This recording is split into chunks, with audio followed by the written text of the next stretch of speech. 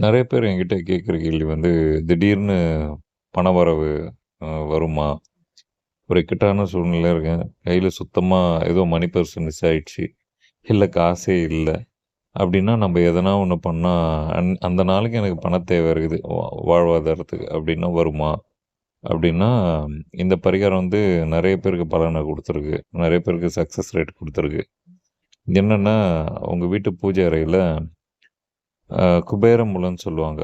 அதாவது வந்து தென்மேற்கு தென்மேற்கு பூஜை ரூம்ல தென்மேற்கு மூலையில லக்ஷ்மி துர்க்கை படத்த வச்சுட்டு, அந்த லக்ஷ்மி துர்க்கை படம் வந்து தென்மேற்கு மூலையில வச்சுட்டு, அது வடக்க பார்க்கணும்.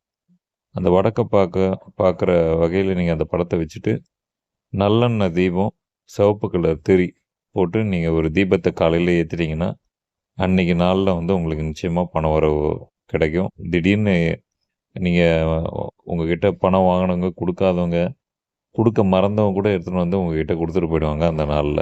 நீங்க முயற்சி செய்து பாருங்க. நன்றி, வணக்கம்.